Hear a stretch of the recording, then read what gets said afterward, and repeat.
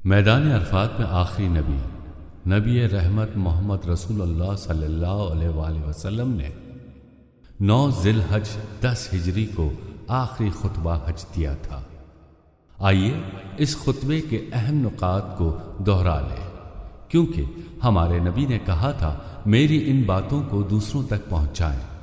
حضرت محمد رسول اللہ صلی اللہ علیہ وآلہ وسلم نے فرمایا، اے لوگو سنو، مجھے نہیں لگتا کہ اگلے سال میں تمہارے درمیان موجود ہوں گا۔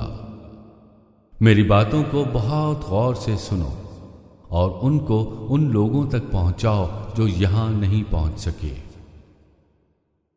اے لوگو، جس طرح یہ آج کا دن، یہ مہینہ اور یہ جگہ عزت و حرمت والے ہیں، بالکل اسی طرح دوسرے مسلمانوں کی زندگی عزت اور مال حرمت والے ہیں۔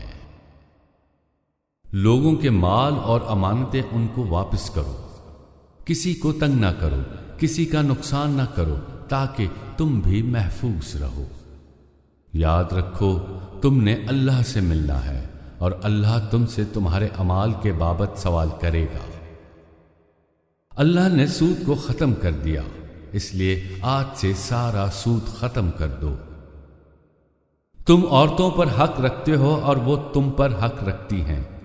جب وہ اپنے حقوق پورے کر رہی ہیں تو تم ان کی ساری ذمہ داریاں پوری کرو۔ عورتوں کے بارے میں نرمی کا رویہ قائم رکھو، کیونکہ وہ تمہاری شراکت دار اور بے لوث خدمت گزار رہتی ہیں۔ کبھی زنا کے قریب بھی مت جانا۔ اے لوگو، میری بات غور سے سنو، صرف اللہ کی عبادت کرو، 5 فرض نمازیں پوری رکھو، رمضان کے روزے رکھو اور زکوٰۃ ادا کرتے رہو، اگر استطاعت ہو تو حج کرو۔ زبان کی بنیاد پر، رنگ نسل کی بنیاد پر تعصب میں مت پڑ جانا۔